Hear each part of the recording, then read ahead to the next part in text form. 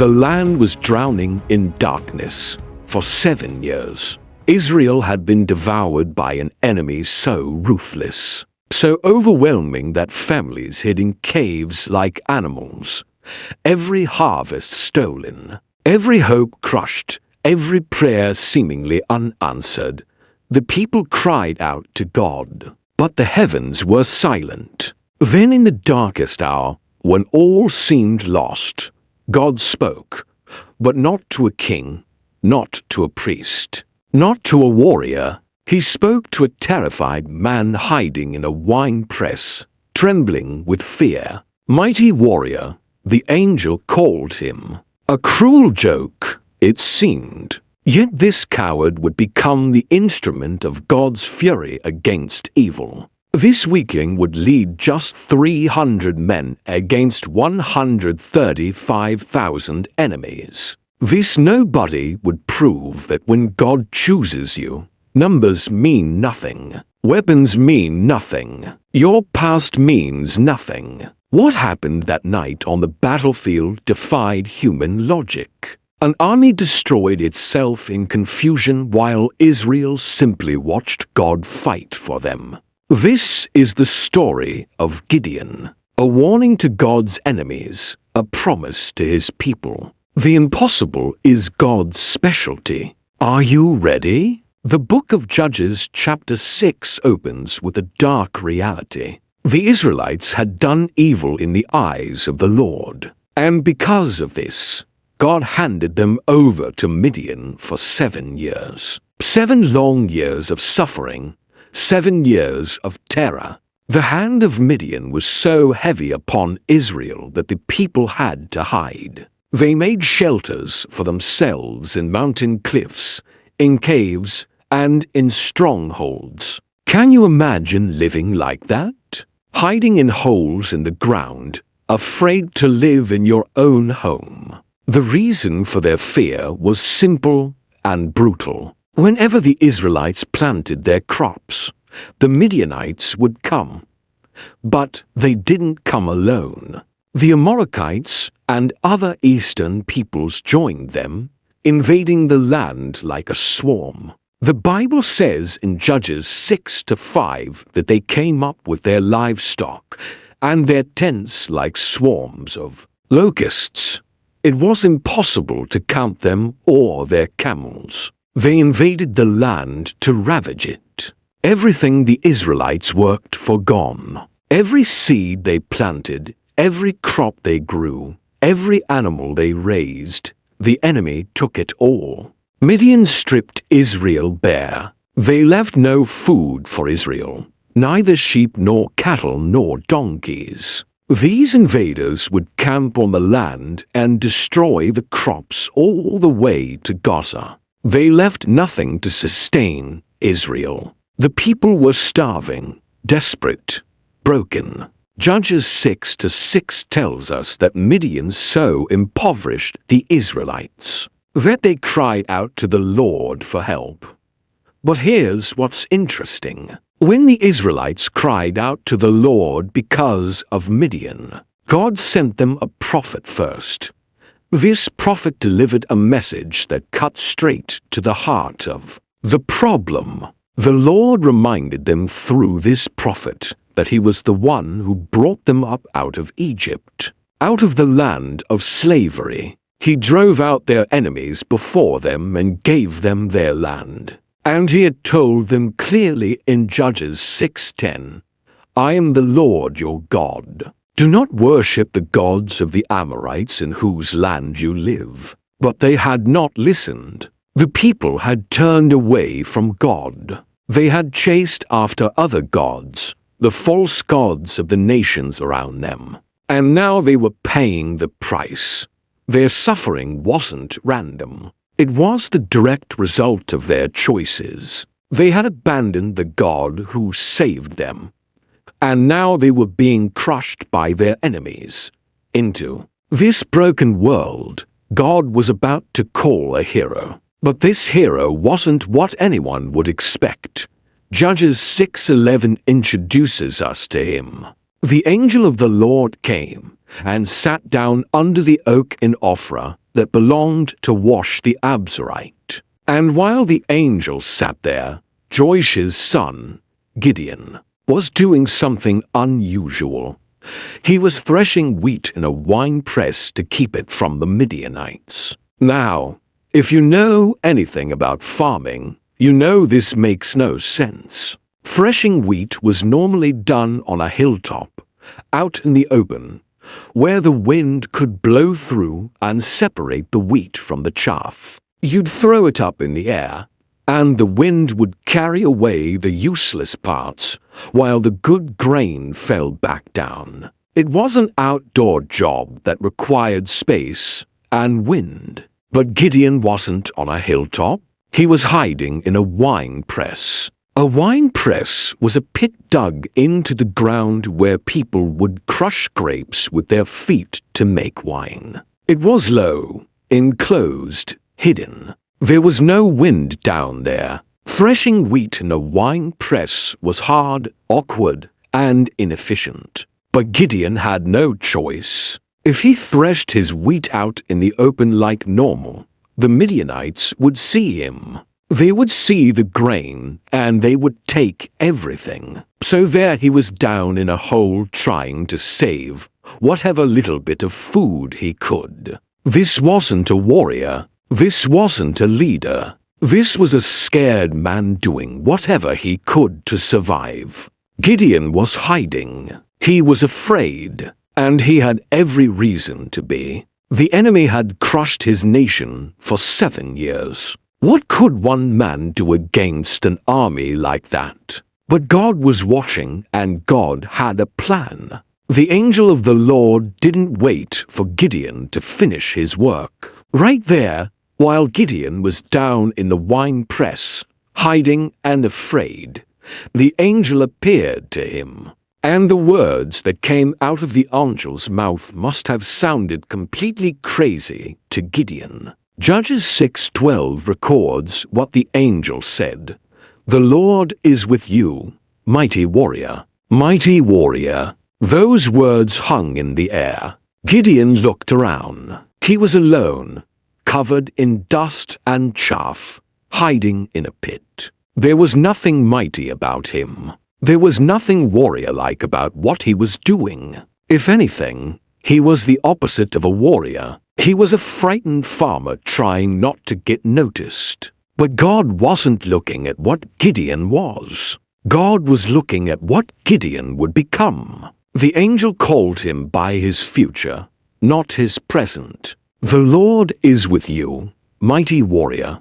Not you will be a mighty warrior. Not you could be a mighty warrior. The angel spoke as if it was already true. Gideon must have been shocked, confused, maybe even a little angry because his response wasn't "thank you" or "yes, Lord." His response was brutally honest. Judges 6:13 shows us exactly what Gideon said. "Pardon me, my Lord, but if the Lord is with us, why has all this happened to us?" There it was, the question that had been eating at him, the question that probably kept him up at night. If God is with us, where is he? Gideon continued, "Where are all his wonders that our ancestors told us about when they said, 'Did not the Lord bring us up out of Egypt?' But now the Lord has abandoned us and given us into the hand of Midian." Gideon had heard the stories. His father and grandfather had told him about the miracles, the plagues in Egypt, the parting of the Red Sea, the walls of Jericho falling down. God had done impossible things for Israel before. But where was that God now? Where were the miracles now? All Gideon could see was suffering, 7 years of it, and he wanted to know why. What's remarkable here is that God didn't rebuke Gideon for his doubt. He didn't strike him down for questioning. He didn't tell him to just have faith and stop asking questions. Instead, the conversation continued. Gideon's honesty, his raw struggle with faith was met with patience. Gideon wasn't trying to be rebellious. He was wrestling with real pain. His nation was starving. His people were hiding in caves. Everything they had heard about God's power seemed like ancient history, like fairy tales that didn't match the brutal reality of their present. And Gideon said, "What so many people feel but are afraid to say out loud, if God is with us, why does it feel like He's abandoned us?" This is the heart of real faith. It's not pretending everything is fine when it's not. It's not faking confidence you don't have. Real faith wrestles. Real faith questions faith. Real faith says, "I don't understand what's happening, and I need answers, and God can handle that." In fact, God respects that more than empty words and fake smiles. Gideon stood there in that wine press,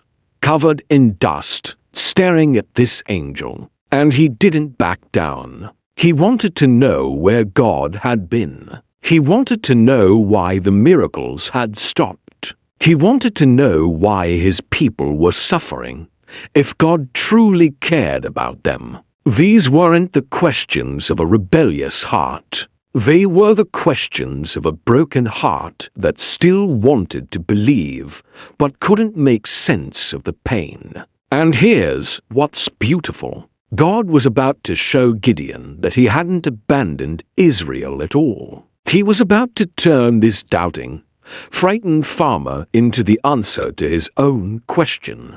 The miracles hadn't stopped. A new one was about to begin, and Gideon was going to be right in the middle of it. Then something shifted. The Lord turned to Gideon, and the words that followed changed everything. Judges 6:14 says, "The Lord turned to him and said, 'Go in the strength you have and save Israel out of Midian's hand.' Am I not sending you? Go save Israel. Am I not sending you?" It wasn't a suggestion. It wasn't a possibility to consider. It was a command. God was commissioning Gideon right there, right in that moment, to be the deliverer of an entire nation. The man hiding in a wine press was being told to stand up and save his people from the army that had crushed them for 7 years. And Gideon's response, exactly what you'd expect from someone who knows themselves. He protested immediately. Judges 6:15 records his words, "Pardon me, my Lord, but how can I save Israel? My clan is the weakest in Manasseh, and I am the least in my family." Look at what Gideon said. He didn't just say, "I'm weak." He said his entire clan was the weakest. In the tribe of Manasseh, his family was at the bottom. They had no power, no influence, no military strength. They were nobodies, and even within his own weak family, Gideon saw himself as the least, the youngest, or the smallest, or the least important. He was the least of the least in a family of nobodies from a weak clan. From a human perspective, Gideon was absolutely right. He had no qualifications, no army, no training, no reputation, no resources, nothing that would make him a candidate to lead a military campaign against a massive, well-armed enemy. It was absurd. It was impossible, and Gideon knew it. But that's exactly why God chose him. God wasn't looking for human strength. He wasn't looking for military experience or political connections. He wasn't looking for someone who could do it on their own. Because if someone could do it on their own, they wouldn't need God. And then people would give credit to the man instead of to God. God was looking for someone weak, enough to need him. Someone small enough that when the victory came, there would be no doubt who did it. Gideon felt inadequate because he was inadequate, and that made him perfect. For what God wanted to do, Gideon had laid out all his excuses. He had explained in detail why he couldn't possibly do what God was asking, and God's response was simple, powerful, and complete. Judges 6:16 gives us the Lord's answer. I will be with you, and you will strike down all the Midianites, leaving none alive. I will be with you. 5 words that changed everything. God didn't argue with Gideon's assessment of himself. He didn't say, actually, you're stronger than you think. He didn't try to build up Gideon's confidence in his own abilities. Because the mission was never about Gideon's abilities in the first place, the promise wasn't. You can do this. The promise was, I will be with you. That was the difference. That was what made the impossible possible. God's presence was the answer to every one of Gideon's objections. Weak clan doesn't matter, at least in your family. Irrelevant, no experience unnecessary. Because God would be with him, and then God made a specific promise. You will strike down all the Midianites, leaving none alive. You might win, not you. Do your best. God declared the outcome before the battle even started. Complete victory, total defeat of the enemy. Not one Midianite would be left standing. The war was already won. Gideon and just needed to walk into it. This is how God works. He doesn't call the equipped. He equips the called. He doesn't choose people because they're capable. He makes them capable because he's chosen them. Gideon's strength wasn't going to come from within himself. It was going to come from the one who sent him. Think about it.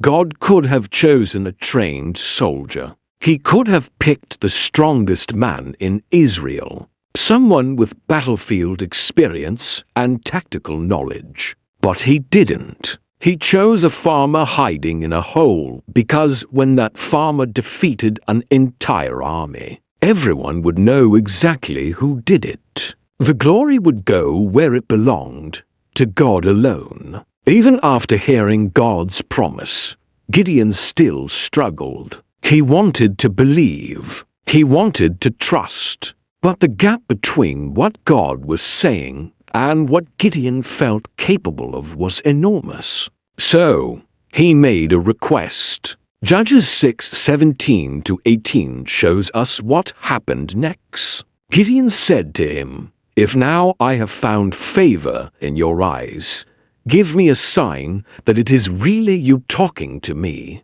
Please do not go away until I come back and bring my offering and set it before you. And the Lord said, I will wait until you return. God didn't rebuke him for asking. He simply said he would wait. So Gideon went and prepared an offering. He got a young goat and cooked it. He took about half a bushel of flour and made bread without yeast. Then he put the meat in a basket and the broth in a pot, and he brought it all out to the angel under the oak tree. He presented it as an offering.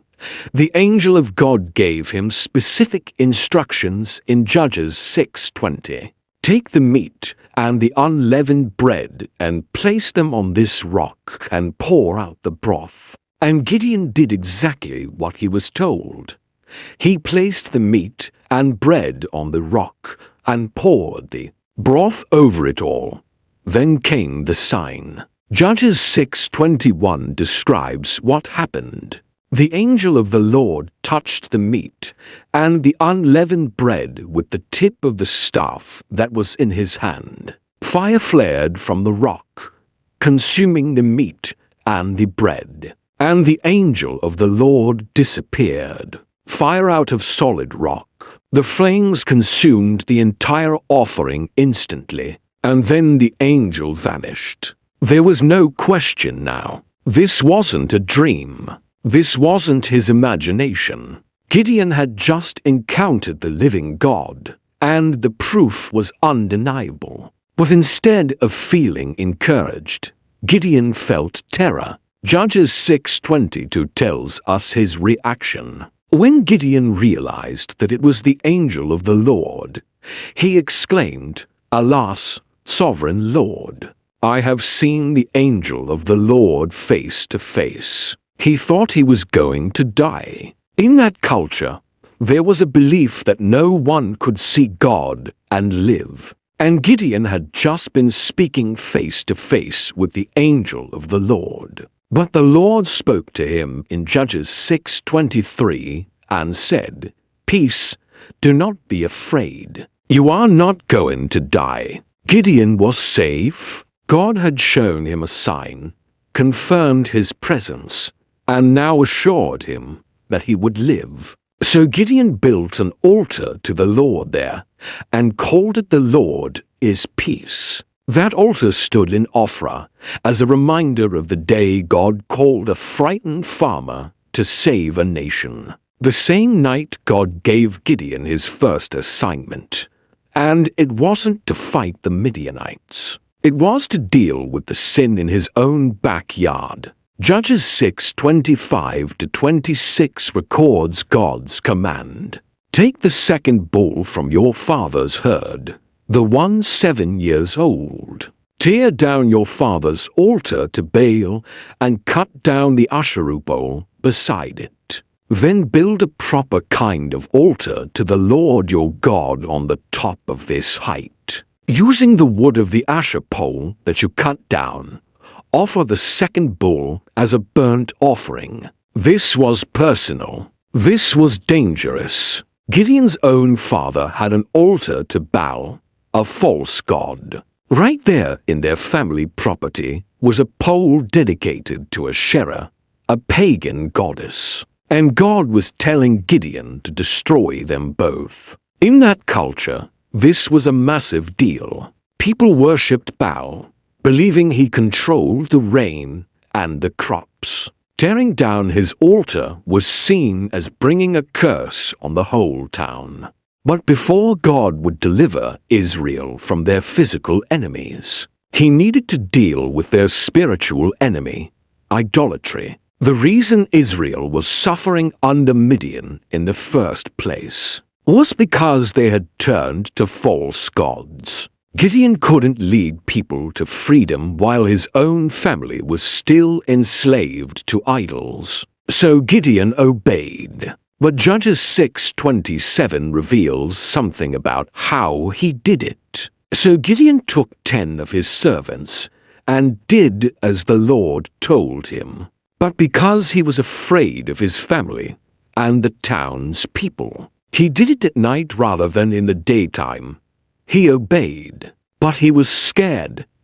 He knew there would be consequences, so he did it under the cover of darkness. Morning came, and the people of the town woke up to a shock. The altar of Baal was torn down. The Asherah pole was cut to pieces, and in their place was a new altar to the Lord, with the remains of a sacrifice still smoking on it. Judges 6 hours 29 minutes and 30 seconds shows their reaction. They asked each other, "Who did this?" When they carefully investigated, they were told, "Gideon, son of Wash, did it." The people of the town demanded that Wash bring out his son. "He must die," they said, "because he has broken down Baal's altar and cut down the Asherah pole beside it." A mob showed up at Gideon's house, ready to kill him.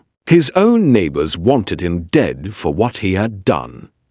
But then something unexpected happened. Gideon's father, Wash, stood up and defended his son. Judges 6:31 records his words. "Are you going to plead Baal's cause? Are you trying to save him? Whoever fights for him shall be put to death by morning. If Baal really is a god, he can defend himself. When someone breaks down his altar, It was brilliant. Wash turned the argument around. If Baal is so powerful, let him take care of his own altar. Why do you need to fight for him? A real god shouldn't need humans to defend him. And nobody had an answer to that. The mob backed off. Gideon survived. From that day on, Judges 6:30 says, Gideon was called Jerubbaal, which means let Baal contend with him. It was a name that declared what happened. Gideon challenged Baal, and Baal did nothing. The false god was powerless, and Gideon had taken his first step of obedience. Even though he was afraid. Not long after Gideon tore down the altar of Baal, the enemy made their move. Judges 6:33 tells us that all the Midianites, Amalekites, and other eastern peoples joined forces for one purpose, to crush Israel once and for all. They crossed over the Jordan River and camped in the valley of Israel. This wasn't just another raid to steal crops. This was different. This was a full military invasion. The enemy had assembled their forces, and they were positioned for total conquest. The Valley of Israel was a strategic location, a wide fertile plain that served as a major battleground throughout Israel's history. The enemy chose it deliberately. They spread out across the valley, setting up camp with their tents, their livestock, and their weapons. From the hills above, anyone looking down would have seen a sea of enemy soldiers covering the ground. It must have been a terrifying sight for any Israelite who witnessed it. But something remarkable happened in response to this threat. Something had changed in Gideon. The man who had been hiding in a wine press just days before was about to become a leader of men. Judges 6:30 gives us the key to this transformation. The Spirit of the Lord came on Gideon. This wasn't just a feeling. This wasn't just confidence or determination. The actual Spirit of God descended upon him and empowered him for what was coming. When God's Spirit came on people in the Old Testament, it meant they were being equipped with supernatural ability for a specific task. And immediately Gideon acted. He blew a trumpet. In ancient Israel, the trumpet blast was a call to war. It was the sound that summoned men to battle. When that trumpet sounded, it echoed through the hills and valleys, carrying a message. It's time to fight. The Abissites, Gideon's own clan, were called to arms. These were his relatives, his neighbors, the people who had known him his whole life. They knew he was the least in his family. They knew he had no military training. But when that trumpet sounded and the Spirit of God was on him, they responded. They rallied to him. But Gideon didn't stop with his own clan. He sent messengers throughout the entire tribe of Manasseh. Runners went from town to town, village to village, carrying the message. Gideon is calling you to war. Come and fight. And they came. Men who had been hiding in caves just weeks before. Men who had been too afraid to farm their own fields now picked up whatever weapons they could find and joined Gideon. The messengers went even further. They crossed tribal boundaries and went into Asher, Zebulun, and Naphtali. These were separate tribes with their own leaders and territories. But the message reached them, too. Judges 6:35 tells us that these tribes also went up to meet them. Warriors from across northern Israel converged on Gideon's position. An army was forming. From nothing, from a man who had been threshing wheat in secret, God was building a fighting force. Think about what this means. Just days earlier, Israel had been completely paralyzed by fear. They couldn't even harvest their own crops without hiding. They had no hope, no plan, no leader. But now, because the Spirit of God came on one man, thousands were rising up. The people who had cried out to God for deliverance were now standing up to fight for their freedom. And the reluctant farmer who had questioned God was now leading them. The transformation was complete. Gideon was no longer hiding. He was stepping into his calling. But even with an army gathering behind him, even with the Spirit of the Lord upon him, Gideon still wrestled with doubt. The weight of responsibility pressed down on his shoulders. He was about to lead thousands of men into battle against an enemy that had terrorized Israel for 7 years. These weren't just soldiers to him. They were fathers, sons, brothers. If he made the wrong decision, people would die. What if he misunderstood God's call? What if this ended in disaster? So Gideon came to God with a request that revealed the struggle in his heart. Judges 6 hours 36 minutes and 37 seconds records his words. Gideon said to God, "If you will save Israel by my hand, as you have promised, look, I will place a wool fleece on the threshing floor. If there is dew only on the fleece, and all the ground is dry, then I will know that you will save Israel by my hand, as you said." This wasn't arrogance. This wasn't Gideon trying to manipulate God or command him to perform. This was desperation. This was a man who needed absolute certainty before he led people into a battle that could end in massacre. He had heard God's voice. He had seen the fire consume the offering on the rock. He had felt the Spirit come upon him.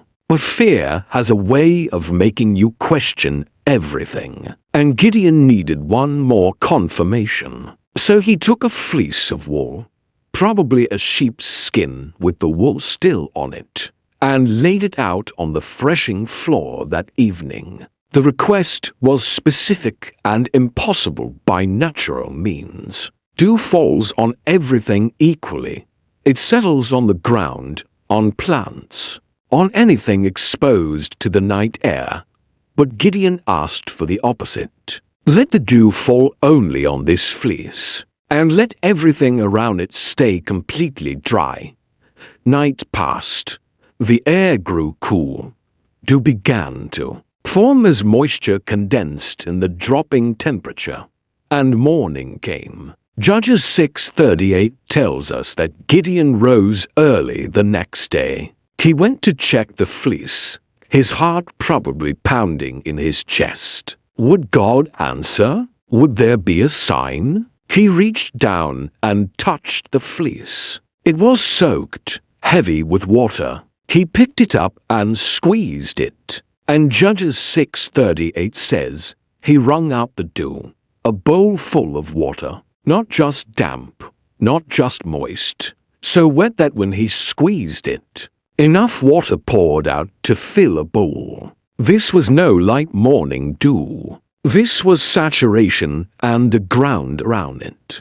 Gideon looked at the dirt, the stones, everything surrounding the fleece. Bone dry, not a drop of moisture anywhere. The dew had fallen only on the fleece, exactly as he had asked. It was physically impossible by natural means, but God had done it. The sign was clear. The promise was confirmed. God would indeed save Israel through Gideon's hand. You would think that would settle it. You would think Gideon would be satisfied now and ready to move forward with full confidence.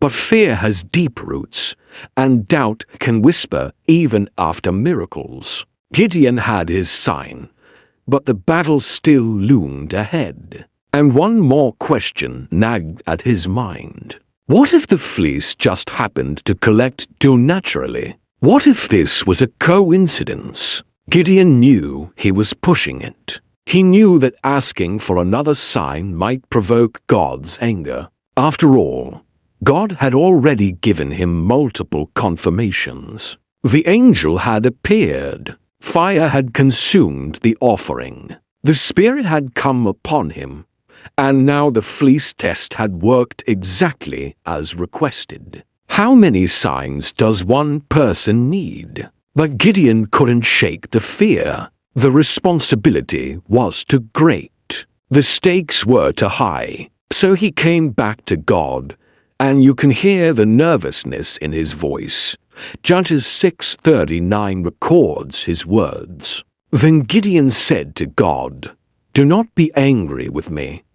Let me make just one more request. Allow me one more test with the fleece, but this time make the fleece dry and let the ground be covered with dew." He was asking for the reverse, the opposite miracle. This time let the dew avoid the fleece entirely and fall only on the ground around it. If the first test seemed impossible, this one was even more so. Dew doesn't discriminate. It doesn't skip over certain objects and land only on others. It settles on everything exposed to the night air. But Gideon needed to eliminate any possibility of coincidence. He needed to know beyond any shadow of doubt that God was orchestrating these signs. Notice Gideon's approach. He didn't demand. He didn't command. He asked permission. Do not be angry with me. He knew he was testing God's patience, but he also knew his own weakness. And here's what's beautiful about this moment. God didn't rebuke him. He didn't call Gideon faithless or weak. He didn't refuse the request.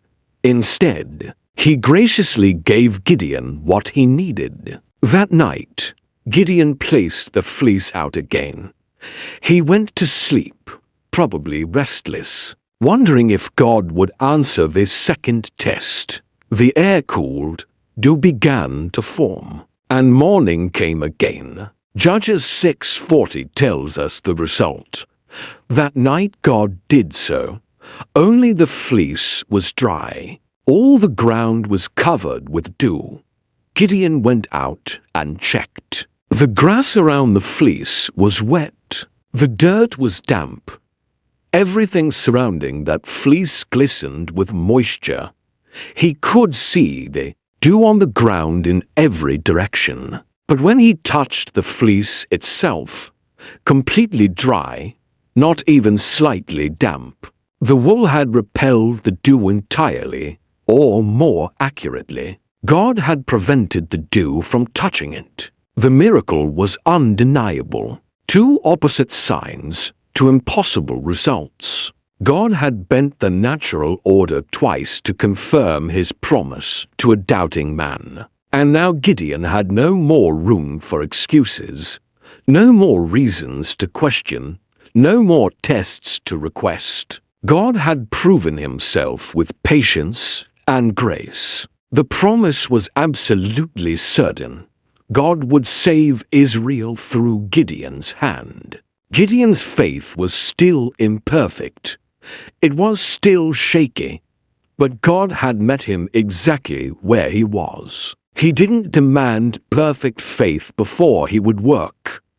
He gave confirmation to weak faith so it could grow stronger. And now with both fleece tests complete, it was time to move forward. The army was gathered, the enemy was positioned, and God was ready to show his power. Early the next morning, Gideon and all his men broke camp and moved out. Judges 7:1 tells us that Jerubbaal, that's Gideon's other name, and all his men camped at the spring of Harod. This was a water source on the slopes of Mount Gilboa, giving them high ground and fresh water. It was a good strategic position. From there, they could look down into the valley and see the enemy. And what a sight it must have been! The camp of Midian lay north of them in a valley near the hill of Moor. Tents stretched across the plain. Camels and livestock covered the ground. Soldiers moved about by the thousands. The enemy was massive, but at least Gideon had an army of his own.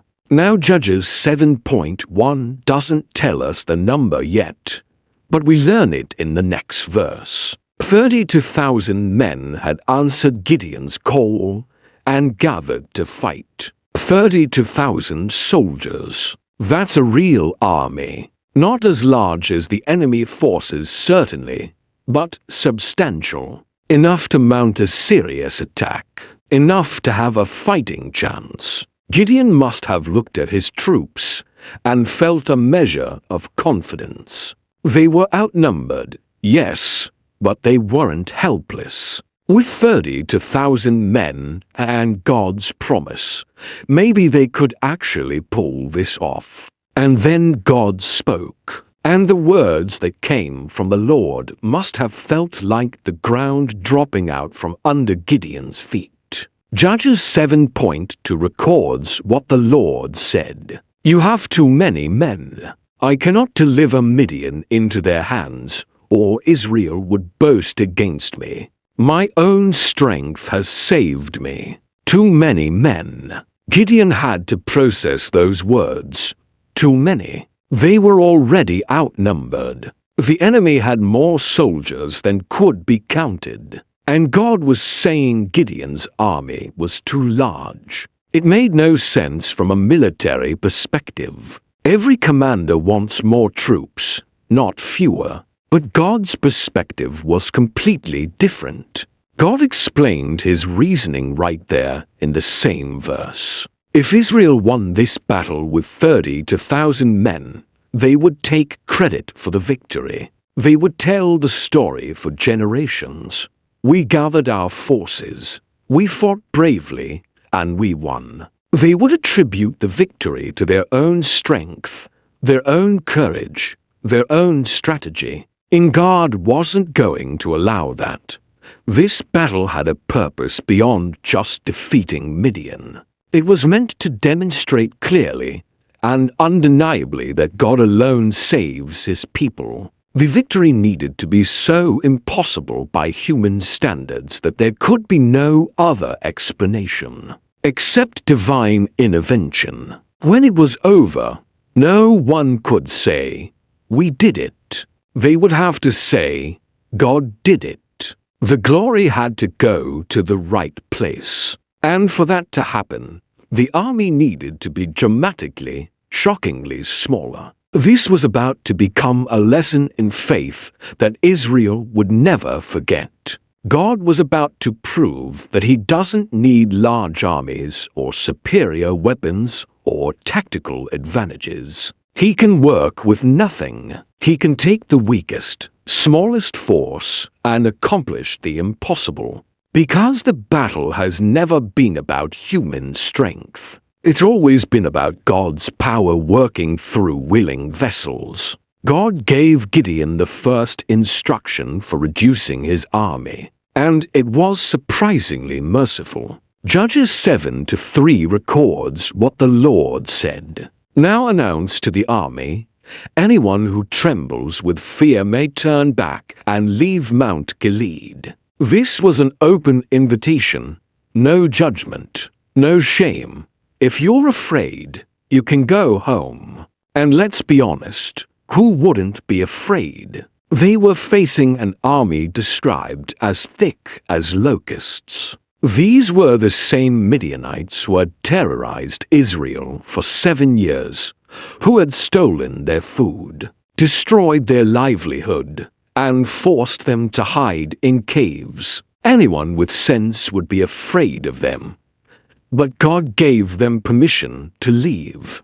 Actually, he told Gideon to announce it publicly, stand up in front of the entire army and say, if you're scared, you can go. No one will stop you. No one will call you a coward. Just turn around and walk home. It was a test of genuine commitment. Who was really ready to fight? Who was willing to face the danger ahead? And then it happened. Judges 7-3 tells us the result. So, 22,000 men left while 10,000 remained. 22,000 men. More than 2/3 of the entire army turned around and walked away. Gideon stood there and watched as the majority of his fighting force simply left. The camp that had felt strong and ready just moments before was suddenly emptying out. Row after row of soldiers, fathers, sons, brothers, headed home. Imagine what that felt like for Gideon. He had finally gathered an army. He had 32,000 men ready to fight. And now, in one devastating moment, 22,000 of them were gone. The camp got quieter, the ranks got thinner, and the enemy down in the valley didn't get any smaller. They were still there in massive numbers. And now Gideon had just lost more than half his army. But 10,000 remained. 10,000 men who weren't too afraid to fight. These were the ones willing to face the danger, willing to trust that God would give them victory even against impossible odds. Surely this was the final number. Surely God would say, "All right, these 10,000 are the ones. These are brave enough, committed enough. This is your army." But then the Lord spoke again. And if Gideon thought the first reduction was hard, what came next would test his faith even more. Judges 7-4 gives us God's response. But the Lord said to Gideon, "There are still too many men. Still too many." Gideon had just watched 22,000 soldiers leave. And God was saying the army was still too large. How was that possible? How small did this force need to be? But God wasn't finished. He had another test, another way to reduce the numbers. And this one would be even stranger than the first. God gave Gideon specific instructions for the next phase of reduction.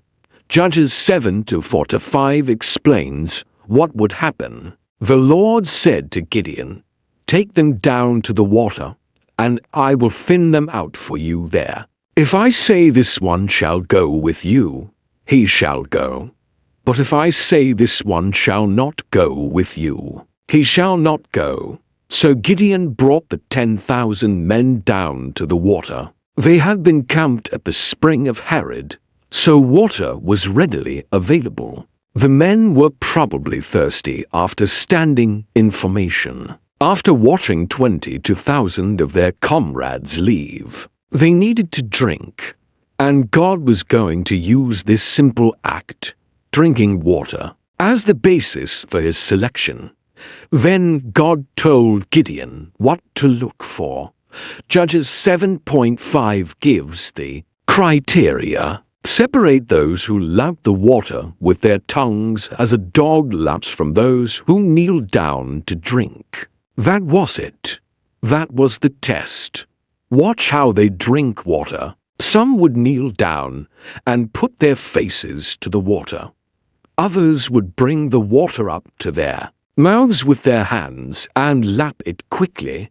Based on this one action, God would determine who stayed and who went home. This had to be confusing for Gideon. What did drinking style have to do with fighting ability? This wasn't a test of strength or skill. It wasn't an evaluation of courage or combat experience. It was just about how someone drank water. Some people have tried to find deeper meaning in it. Maybe the lappers were more alert, more ready to respond to danger. Maybe kneeling down showed they were too relaxed, too vulnerable. But the Bible doesn't say that.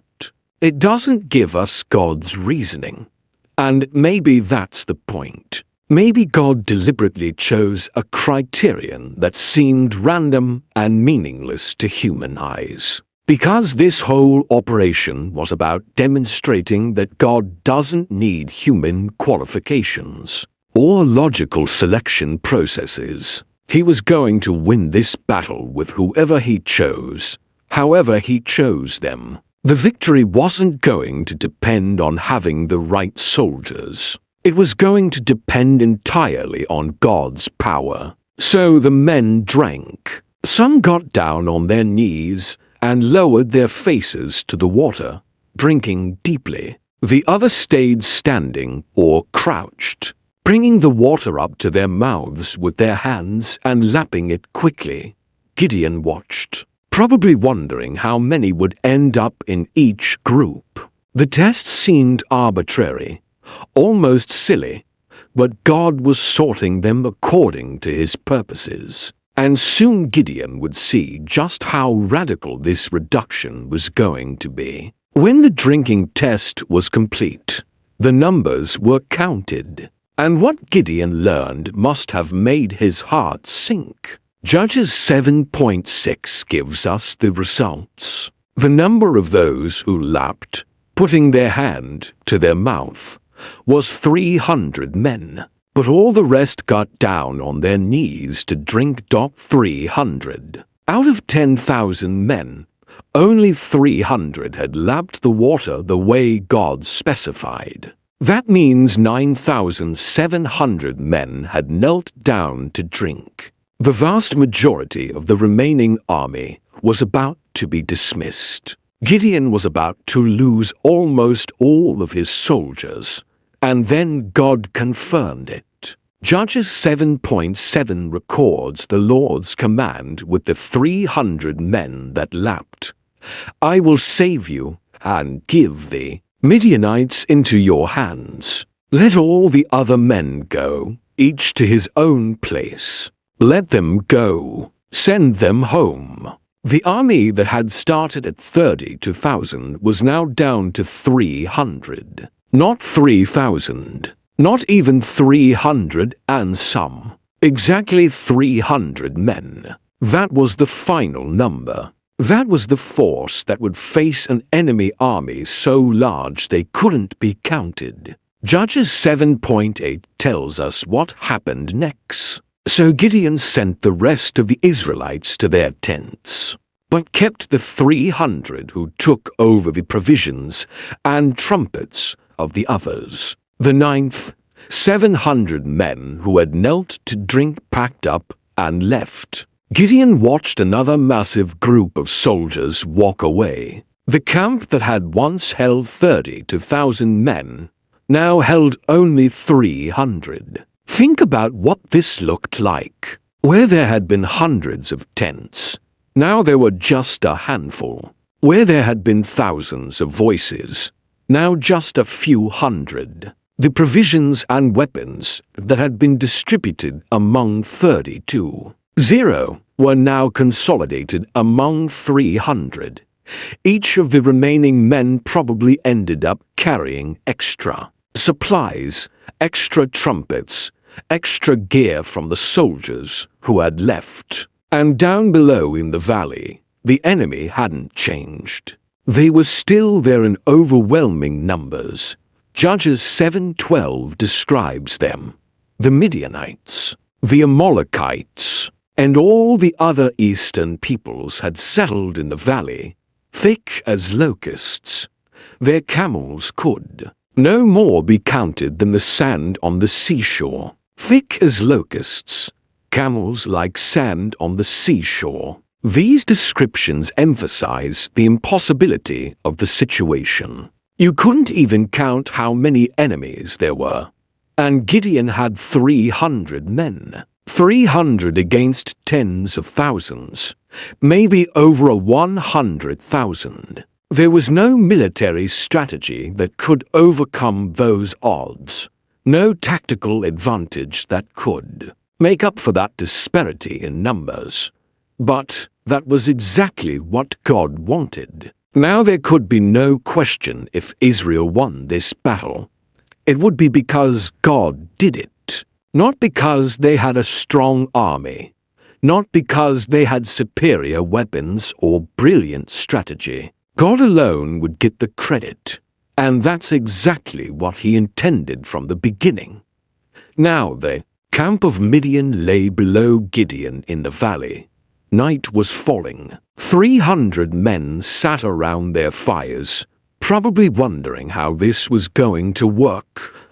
And Gideon, he had to be afraid. How could he not be? He was about to lead 300 men against an uncountable army. Even with God's promises, even after the fleece tests, the reality of the situation pressed down on him. And God knew it. God saw Gideon's fear, and instead of rebuking him for it, God did something merciful. Judges 7-9-11 records what happened during that night. The Lord said to Gideon, "Get up, go down against the camp, because I am going to give it into your hands. If you are afraid to attack, go down to the camp with your servant Purah, and listen to what they are saying. Afterward, you will be encouraged to attack the camp." God acknowledged Gideon's fear directly. If you are afraid, not don't be afraid, not have more faith. God simply recognized what Gideon was feeling and offered him a solution. Ghost spy on the enemy. Listen to what they're saying. You'll hear something that will strengthen you. So Gideon took his servant Purah, and the two of them crept down toward the Midianite camp. Judges 7:11 says they went down to the outposts of the camp. They had to be careful. Enemy sentries were everywhere, but they got close enough to hear the soldiers talking. And just as God had promised, they arrived at exactly the right moment. Judges 7:13 shows us what Gideon overheard. Gideon arrived just as a man was telling a friend his dream. "I had a dream," he was saying. "A round loaf of barley bread came tumbling into the Midianite camp. It struck the tent with such force that the tent overturned and collapsed." A dream about bread. Barley bread specifically. This is significant because barley was the grain of poor people. Wealthy people ate wheat bread. Barley bread was cheap, rough, the food of peasants and farmers. In this soldier's dream, a simple loaf of barley bread came rolling into the camp like a wheel. And when it hit a tent, the tent collapsed completely. The image was almost comical. Bread defeating a military tent. But his friend understood immediately what it meant. Judges 7:14 gives us the interpretation. His friend responded, "This can be nothing other than the sword of Gideon, son of Wash, the Israelite. God has given the Midianites and the whole camp into his hands. The sword of Gideon." The enemy knew his name. They knew he was coming. And they were afraid. This massive army that had terrorized Israel for 7 years was having nightmares about Gideon. The barley loaf represented Israel, poor, weak, insignificant by human standards. But in this soldier's dream, that barley loaf destroyed them. And his friend interpreted it correctly. God has given us into Gideon's hands. Think about what this means. The Midianite soldiers weren't confident. They weren't relaxed. They were afraid. God had already put fear into their hearts before a single blow had been struck. They were expecting defeat. They were dreaming about their own destruction. The battle was already won in the spiritual realm. It just needed to play out in the physical. And when Gideon heard this, everything changed. Judges 7:15 tells us his response. When Gideon heard the dream and its interpretation, he bowed down and worshipped. Right there, crouched in the darkness near the enemy camp, Gideon worshipped God. The fear that had gripped him was suddenly gone, replaced by faith and confidence. He returned to the camp of Israel and called out, "Get up. The Lord has given the Midianite camp into your hands." Not, "We're going to try." Not, "Maybe we have a chance." Gideon declared the victory as if it had already happened. Because he had just heard the enemy's fear, he had just witnessed God's hand at work, and he finally understood this battle was already over. They just needed to walk into the victory God had prepared for them. Gideon came back to the camp energized and full of faith. The fear was gone. He had heard the enemy's dream.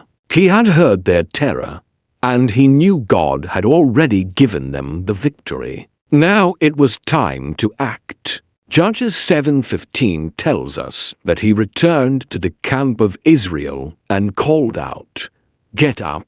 The Lord has given the Midianite camp into your hands. Get up." It was time.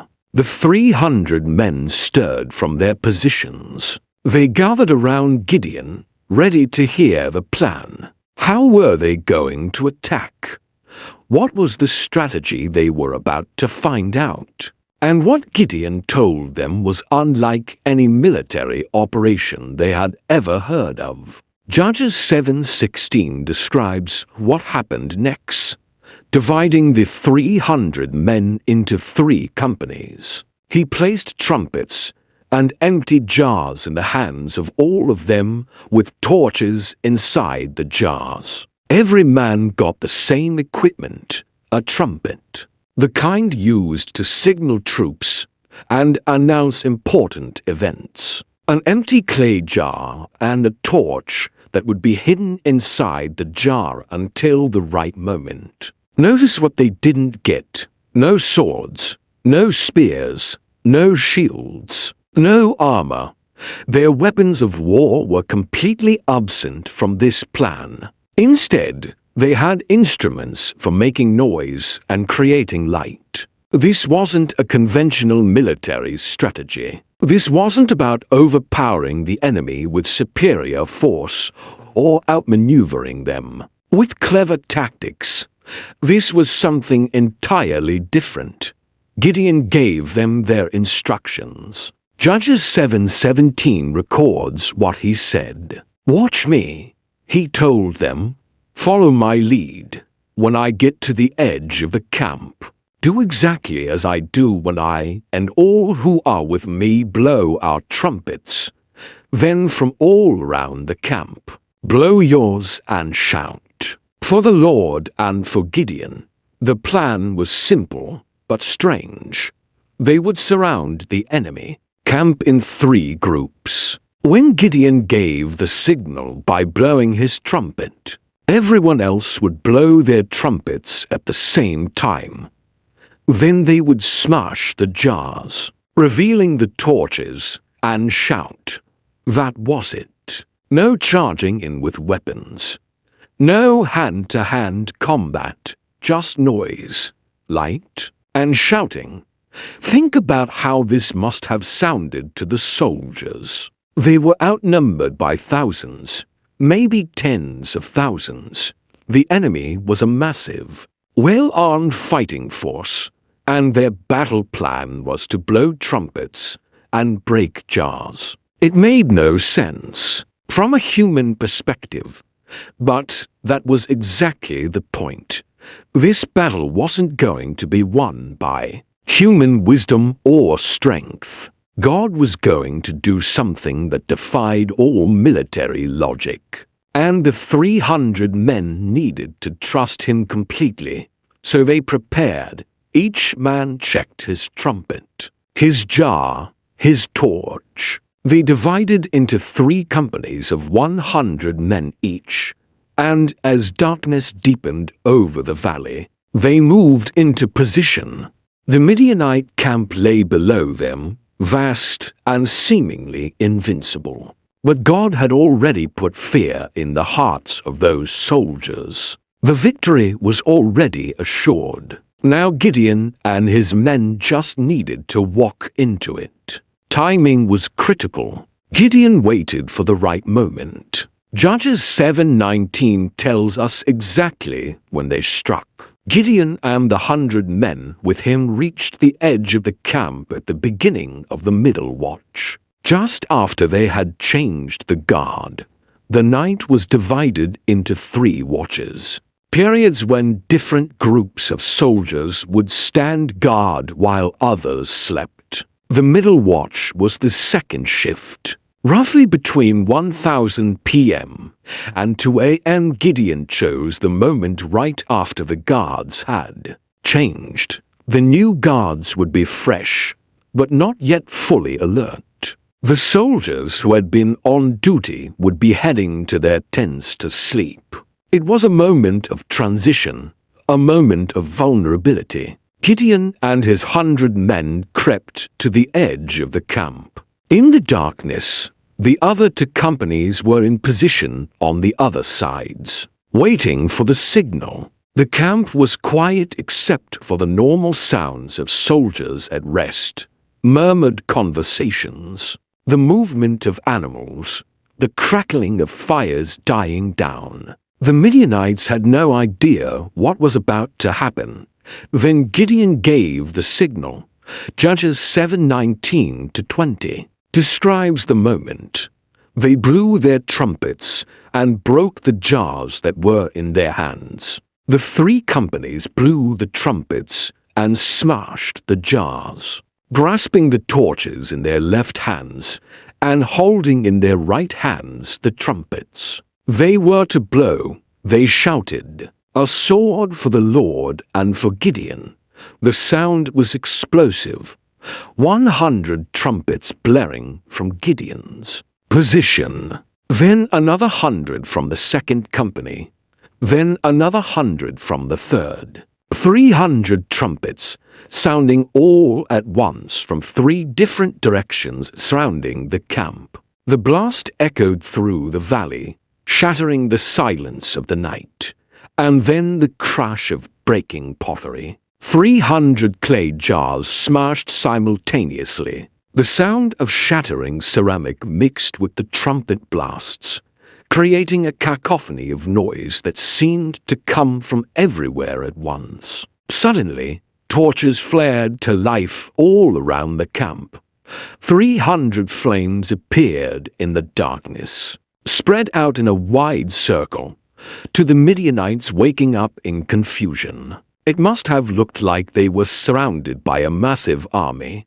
Who carries just one torch? Armies carry torches. And if there were 300 torches visible, how many soldiers must be out there in the darkness behind them? And then came the battle cry. 300 voices shouting in unison, "A sword for the Lord and for Gideon." The Hebrew is even more powerful. Cherev Ladon Gideon, a sword for the Lord and for Gideon. The shout declared whose battle this was and who was leading it. But notice something important. Judges 7:21 tells us what the 300 men did next. While each man held his position around the camp, all the Midianites ran, crying out as they fled. The Israelites didn't charge. They didn't attack. They just stood there. They held their positions, holding their torches and trumpets, maintaining the illusion of a massive surrounding force. They didn't need to fight. God was about to do something that no human army could accomplish. The Midianite camp erupted in panic. Soldiers jolted awake, disoriented and terrified. Trumpet blasts from all directions, breaking pottery, torches everywhere, shouting. It was sensory overload, and in the darkness, they couldn't see what was really happening. They couldn't count the attackers, They couldn't assess the threat. All they knew was they were surrounded and under attack. And then God moved. Judges 7:20 tells us what happened. When the 300 trumpets sounded, the Lord caused the men throughout the camp to turn on each other with their swords. This wasn't just panic. This was divine intervention. God caused confusion so complete that the Midianites couldn't tell friend from enemy. Picture the scene. Soldiers stumbling out of their tents in the darkness, grabbing whatever weapons they could find.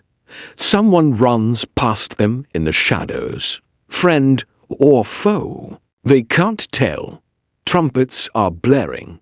Torches surround the camp. Adrenaline and fear take over. They strike first, ask questions later. And because the camp was made up of different groups, Midianites and Amalekites and other eastern peoples, there may have been different languages, different uniforms, different ways of identifying each other that didn't work in the chaos of night. The very diversity that had made them strong now became their weakness. They turned on each other. Swords clashed in the darkness. Men who had been allies hours before were now cutting each other down. Screams filled the air. Blood was spilled, but not by Gideon's men. The enemy was destroying itself. The Lord was fighting for Israel, and he didn't need the 300 men to lift a single weapon. All they had to do was make noise and hold their positions. The panic spread like wildfire through the camp. What started in one area quickly infected the whole army. Judges 7:20 continues. The army fled to Bethshita towards Zerera as far as the border of Abel-Mecca near to Bath. These are locations that trace the route of their retreat. They run in every direction, desperate to escape the chaos. But the confusion followed them. Everywhere they turned, there was danger from each other. This was supernatural. This was God demonstrating his power in a way that left no room for doubt. Israel's army hadn't overpowered the Midianites. They hadn't outmaneuvered them. They had simply obeyed God's strange instructions. And God had thrown the enemy into confusion so complete that they destroyed themselves. The victory belonged entirely to the Lord, just as he had planned from the beginning. The enemy was running, but the battle wasn't over. Now was the time to pursue them and make sure they couldn't regroup and return. Judges 7:23 tells us what happened next. Israelites from Naphtali, Asher, and all Manasseh were called out, and they pursued the Midianites. Remember, Gideon had sent home all but 300 men. Those soldiers had gone back to their tents, probably disappointed that they wouldn't be part of the battle. But now, Gideon called them back. The initial strike had been accomplished with just 300, proving that God didn't need a large army. But now that the enemy was in full retreat, more men could join the pursuit without taking any glory from God's miraculous intervention. The men who had been sent home now had a chance to participate in the victory. They grabbed their weapons and joined the chase. The Midianites were scattered, disorganized, fleeing in terror. This was the time to press the advantage and make sure the enemy was completely defeated. But Gideon did something even more strategic. Judges 7:24 describes his next move. Gideon sent messengers throughout the hill country of Ephraim, saying, "Come down against the Midianites and seize the waters of the Jordan ahead of them as far as Beth-Bera." The Jordan River was the escape route. If the Midianites could cross the Jordan, They could retreat back to their homeland and potentially regroup for another invasion later. Gideon needed to cut off that escape route. The tribe of Ephraim responded. So all the men of Ephraim were called out, and they seized the waters of the Jordan as far as Beth-bara. This was a critical strategic move. The Ephraimites positioned themselves at the crossing points of the Jordan River, creating a blockade. Now the fleeing Midianites were trapped. They were being pursued from behind by Gideon and the northern tribes, and their escape route ahead was blocked by Ephraim. The victory that had started with 300 men making noise in the darkness was now expanding into a national triumph. Tribes from across Israel were joining together to finish what God had started. The enemy that had oppressed them for 7 years was now being crushed from multiple directions. Men who had been hiding in caves just weeks before were now hunting down the invaders, who had terrorized them. This is how God often works. He does the impossible part, the part that only He can do, and then He invites His people to participate in the victory. The 300 men couldn't have defeated the Midianites by human effort, so God confused the enemy and made them destroy themselves. But once that miraculous intervention happened, more Israelites could join in pursuing and capturing the fleeing army. God gets the glory for the victory, but His people get to experience the joy of being part of it as the pursuit continued. The Israelites achieved a major victory. They captured the enemy's leadership. Judges 7:25 tells us what happened. They also captured 2 of the Midianite leaders, Or and Zeb. These weren't just ordinary soldiers. These were commanders, leaders who had been part of the oppression of Israel for 7 years. Their names meant raven and wolf, fitting names for men who had preyed on Israel like predators. The Israelites killed Ab at the rock of Ab. They killed Zeb at the wine press of Zeb. It's significant that the locations were named after these events. The rock where Ab died became known as the Rock of Oreb. The wine press where Zeb was killed became the wine press of Zeb. These places became memorials, permanent reminders of God's deliverance. Future generations would pass by these locations and remember the day God saved Israel. Through Gideon, there's also a beautiful irony in Zeb being killed at a wine press. Remember where this whole story started. Gideon was threshing wheat in a wine press, hiding from the Midianites in fear. Now, one of the Midianite leaders was being executed at a wine press. The place of fear had become a place of victory. The man who had hidden was now the one pursuing. God had completely reversed the situation, and they pursued the Midianites. Judges 7:25 continues. The chase didn't stop with the capture of Or and Zeb. The Israelites kept going, making sure the enemy was thoroughly defeated, and they brought the heads of Or and Zeb to Gideon, who was by this time across the Jordan. Bringing the heads of enemy leaders might sound brutal to us, but in ancient warfare, this was how you proved a victory was complete. It was evidence that the enemy's command structure had been broken. These leaders who had terrorized Israel for 7 years would terrorize them no more. Their death marked the end of an era of oppression. Gideon had crossed the Jordan by this point, continuing the pursuit into enemy territory. He wasn't content to just drive the Midianites out of Israel.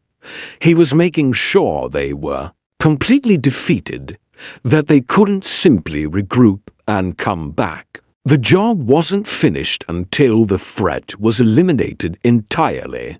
The victory was becoming more complete with each passing hour. The enemy army was scattered. Their leaders were dead. The Israelites, who had been victims for 7 years, were now the victors. And all of it traced back to that moment when God called a frightened farmer hiding in a wine press and said, "I will be with you." But not everyone was happy. Even in the midst of this great victory, there was conflict. Judges 8-1 shows us what happened. Now the Ephraimites asked Gideon, "Why have you treated us like this? Why didn't you call us when you went to fight Midian?" And they challenged him vigorously. The Ephraimites were angry. They felt insulted, left out. Ephraim was one of the most powerful and influential tribes in Israel. They had a strong sense of pride in their position, and Gideon had gone to battle without inviting them from the start. He had called on Naphtali, Asher, Zebulun, and his own tribe of Manasseh, but Ephraim wasn't included in the initial call to arms. Yes, Gideon had called them later to cut off the Midianites at the Jordan. Yes, they had participated in the victory and even captured Arab and Zeb. But their pride was wounded.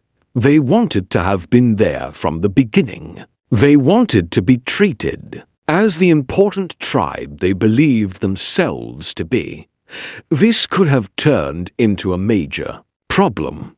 The Ephraimites were challenging Gideon vigorously. The Hebrew suggests they were confronting him harshly, maybe even threatening conflict.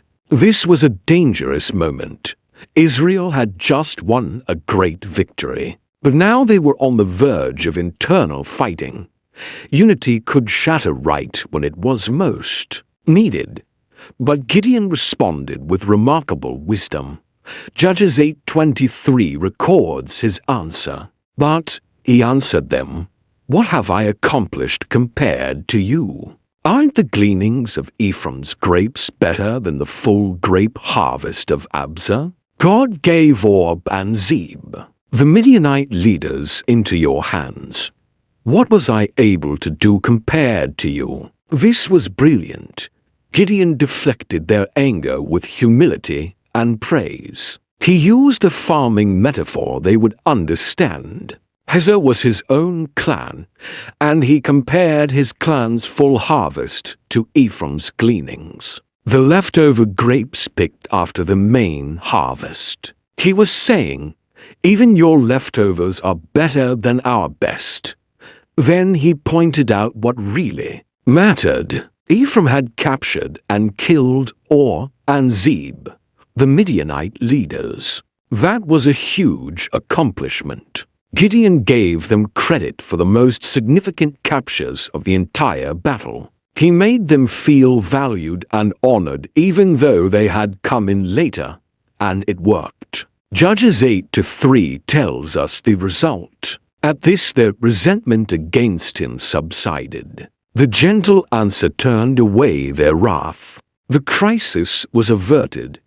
Ephraim's pride was satisfied, and the unity of Israel remained intact. Gideon had shown that he wasn't just a military leader.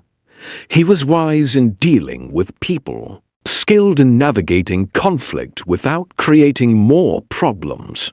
This moment reveals something important about Gideon's character. He could have responded with pride, reminding them that God had chosen him, that he was the one who led the 300, that the victory was his. But he didn't. He chose humility and wisdom instead. He gave credit where it would do the most good and avoided a fight that would have damaged Israel from within. But the battle still wasn't over. The main Midianite army had been defeated, but the kings had escaped. Judges 8:4 tells us what happened next.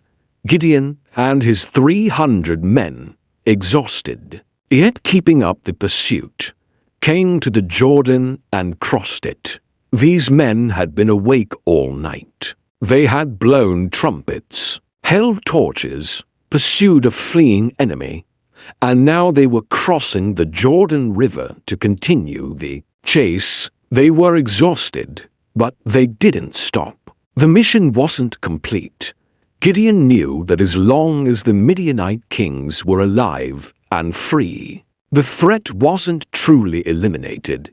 Kings could rally troops, could organize another invasion. So, despite their exhaustion, Gideon and his 300 pressed on. They were hunting Zebah and Zalmunna, the two kings of Midian. They came to the town of Succoth, and Gideon asked for help. Judges 8:5 records his request. He said to the men of Succoth, "Give my troops some bread. They are worn out, and I am still pursuing Zebah and Zalmunna, the kings of Midian." His men needed food. They were running on empty, and Succoth was an Israelite town. These were fellow Israelites who should have supported the pursuit of their common enemy. But the officials of Succoth refused. Judges 8-6 shows their response. But the officials of Succoth said, "Do you already have the hands of Zebah and Zalmunna in your possession? Why should we give bread to your troops?" They mocked him. They questioned whether he would actually succeed in capturing the kings. They weren't willing to help unless the victory was already complete and certain. Gideon didn't have time to argue. He moved on to the next town, Peniel, and made the same request. But Judges 8-8 tells us they answered as Succoth had. Same refusal, same lack of support. Two Israelite towns refusing to help their own people in pursuing the enemy. It was disgraceful, but Gideon promised he would deal with them later. To Succoth he said in Judges 8-7, "Just for that when the Lord has given Zebah and Zalmunna into my hand, I will tear your flesh with desert thorns and briars." To Peniel he said in Judges 8-9, "When I return in triumph I will tear down this tower." The refusal to help would have consequences. But first the mission. Judges 8:10 tells us, "Where the Midianite kings were now Zebah and Zalmunna were in our core with a force of about 15,000 men. All that were left of the armies of the eastern peoples. 120,000 swordsmen had fallen. Out of a massive army of 135,000, only 15,000 remained. The rest had been killed in the confusion of that night or in the pursuit that followed. But 15,000 was still a significant force, and they were regrouping under their kings. Gideon approached by an unexpected route. Judges 8:11 says, "Gideon went up by the route of the nomads east of Nobah and Jogbah and attacked the unsuspecting army." The element of surprise again. The Midianites thought they were safe, thought they had escaped. But Gideon came at them from a direction they didn't expect, and the result was total victory. Judges 8:12 records, Zebah and Zalmunna, the two kings of Midian, fled, but he pursued them and captured them, routing their entire army. The last remnant of the Midianite force was destroyed. The kings who had led the oppression of Israel for 7 years were now prisoners, and Gideon returned from the battle by the pass of Heres. Judges 8:13 tells us the pursuit was over. The victory was complete, but the story wasn't finished yet. Judges 8:18-19 reveals something personal. Then he asked Zebah and Zalmunna, "What kind of men did you kill at Tabor?" "Men like you," they answered, "each one with the bearing of a prince." Gideon replied, "Those were my brothers, the sons of my own mother. As surely as the Lord lives, if you had spared their lives, I would not kill you." This was personal. Zebah and Zalmunna had killed Gideon's own brothers at some point during the 7 years of oppression. Gideon had been pursuing them not just as enemy kings, but as the murderers of his family, and now justice would be served. Judges 8:21 tells us the end. So Gideon stepped forward and killed them. The kings who had terrorized Israel and murdered Gideon's brothers were executed. Justice was done. The threat was eliminated completely. After such a complete and miraculous victory, the people of Israel wanted to honor Gideon. Judges 8:20 records their request. The Israelites said to Gideon, "Rule over us, you, your son, and your grandson. Because you have saved us from the hand of Midian." They wanted to make him king. They wanted to establish a dynasty, with him and his descendants ruling over Israel for generations. This was a pivotal moment. Israel didn't have a king at this time. They were meant to be a theocracy, a nation ruled directly by God through judges he raised up as needed. But the people wanted a human king, someone visible they could follow, and Gideon seemed like the perfect choice. He had led them to victory. He had proven himself as a military leader and a wise diplomat. But Gideon gave them the right answer. Judges 8:23 shows his response. But Gideon told them, "I will not rule over you, nor will my son rule over you. The Lord will rule over you." He refused the crown. He refused to establish a dynasty. He pointed the people back to God. The Lord was their king. The Lord had given them the victory. Gideon wasn't going to take that place. This was a moment of spiritual clarity and humility. After everything Gideon had accomplished, he could have easily accepted the kingship. He could have taken the glory for himself, but he didn't. He gave the glory to God where it belonged. He recognized that he was just his servant, an instrument God had used. The rule belonged to the Lord alone. But then Gideon made a terrible mistake. Judges 8:24-27 tells us what happened next.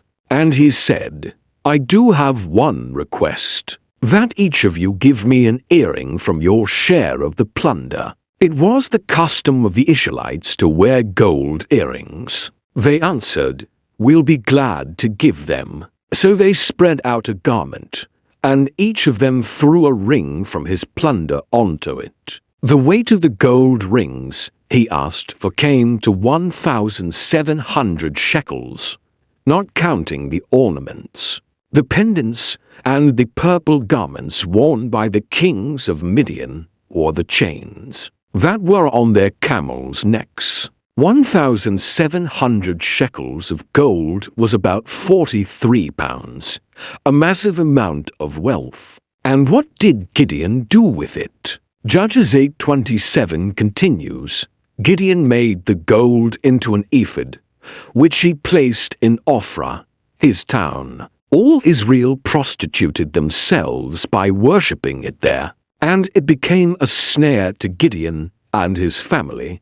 An ephod was a priestly garment, something the high priest wore when serving in the tabernacle. But Gideon made one out of gold and set it up in his hometown. Maybe he intended it as a memorial to God's victory. Maybe he wanted something to commemorate what God had done. But whatever his intention, the result was disaster. The people started worshipping it.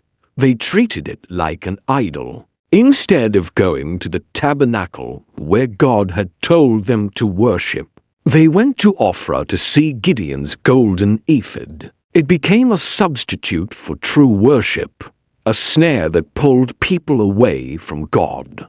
and it affected Gideon's own family. The Bible says it became a snare to Gideon and his family. The man who had torn down his father's altar to Baal, who had refused to be made king, who had given glory to God for the victory, now created something that led Israel into false worship. It's a tragic end to a heroic story. Gideon got the big things right. He refused the crown. He acknowledged God as the true king. But in this one decision, he opened a door to idolatry that would cause problems for years to come. The story of Gideon ends with this tension: great faith and great failure, tremendous courage and a critical mistake. He defeated an army of thousands with just 300 men. But he couldn't defeat the temptation to create something that would pull people's hearts away from God. Judges 8:28 tells us that during Gideon's lifetime, the land had peace for 40 years. But the golden ephod remained, a reminder that even heroes can stumble, and that vigilance in worship matters just as much as victory in battle. If this story encouraged you, inspired you, or taught you something new about faith, do me a favor. Hit that subscribe button and turn on notifications so you never miss another powerful Bible story. And share this video with someone who needs to hear that God can use anyone, no matter how weak or afraid they feel. Your share could be exactly what someone needs to hear today. Drop a comment below and let me know what was your favorite part of Gideon's story. Was it the fleece tests, the reduction of the army, or that incredible midnight victory? I'd love to hear from you. Thanks for watching, and I'll see you in the next video. God bless you.